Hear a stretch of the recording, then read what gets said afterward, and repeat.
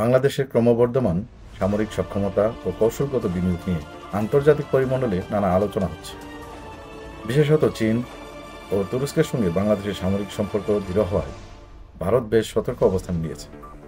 ভারতের স্বরাষ্ট্র ও প্রতিরক্ষা বিশ্লেষকদের মতে, বাংলাদেশ যদি সামরিক ও কৌশলগতভাবে শক্তিশালী হয়ে ওঠে, তাহলে এটি ভারতের জন্য নতুন কূটনৈতিক ও ভূরাজনৈতিক চ্যালেঞ্জ তৈরি করতে পারে। ভারতের উদ্বেগ ও প্রতিক্রিয়া। ভারত ঐতিহাসিকভাবেই চায় তার প্রতিবেশী রাষ্ট্রগুলো যেন তার প্রবলয়ের মধ্যে থাকে। বাংলাদেশ যদি শক্তিশালী সামরিক বাহিনী গড়ে তোলে এবং স্বাধীনভাবে কৌশলগত সিদ্ধান্ত নেয়, তাহলে ভারত তার আঞ্চলিক আধিপত্য বজায় রাখতে সমস্যার মুখে পড়তে পারে। এ কারণেই ভারত চায় না যে বাংলাদেশ এমন কোনো সামরিক শক্তি অর্জন করুক যা তাদের আধিপত্যকে চ্যালেঞ্জ করতে পারে। ভারতের উদ্বেগের অন্যতম কারণ হল বাংলাদেশের চীনের সঙ্গে ঘনিষ্ঠ সামরিক সম্পর্ক। চীন বাংলাদেশকে বিভিন্ন সামরিক সরঞ্জাম সরবরাহ করছে, যার মধ্যে যুদ্ধজাহাজ, সাবমেরিন, মিসাইল সিস্টেম এবং অন্যান্য আধুনিক অস্ত্রশস্ত্র রয়েছে।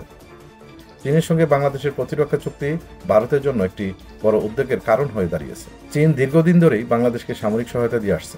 বাংলাদেশের সেনাবাহিনী, নৌবাহিনী ও বিমান বাহিনীর আধুনিকরণের ক্ষেত্রে চীনের গুরুত্বপূর্ণ অবদান রয়েছে। সামরিক সরঞ্জাম ও প্রযুক্তি। বাংলাদেশ ইতিমধ্যে চীনের কাছ থেকে উন্নত প্রযুক্তির যুদ্ধজাহাজ ও সাবমেরিন সংগ্রহ করেছে। দুই দেশের সামরিক বাহিনীর মধ্যে প্রশিক্ষণ আদান প্রদান চলছে।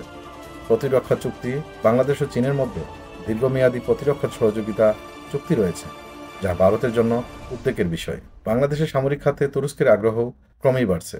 তুরস্ক বর্তমানে বাংলাদেশের সঙ্গে সামরিক সহযোগিতা জোরদার করেছে, বিশেষত ড্রোন প্রযুক্তি, সামরিক যান ও অস্ত্র উৎপাদনের ক্ষেত্রে। বাংলাদেশ ইতিমধ্যে তুরস্কের তৈরি বেশ কিছু অত্যাধুনিক ড্রোন সংগ্রহ করেছে। দুই দেশের মধ্যে সামরিক প্রশিক্ষণ বিনিময়ও বাড়ছে।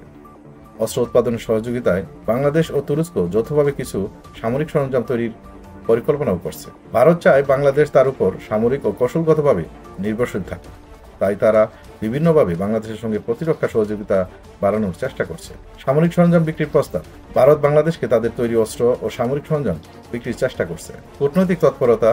ভারত বাংলাদেশের সঙ্গে সামরিক ও কৌশলগত সম্পর্ক দৃঢ় রাখতে নিয়মিত কূটনীতিক আলোচনায় বসছে। প্রতিরক্ষা চুক্তি। বাংলাদেশ যাতে চীনের উপর অতিরিক্ত নির্ভরশীল না হয়, সেজন্য ভারত তার প্রতিরক্ষা সহযোগিতা বাড়ানোর কৌশল নিয়েছে। বাংলাদেশ তার সামরিক ও কৌশলগত সক্ষমতা বাড়িয়ে একটি স্বাধীন নীতি গ্রহণের দিকে এগুচ্ছে।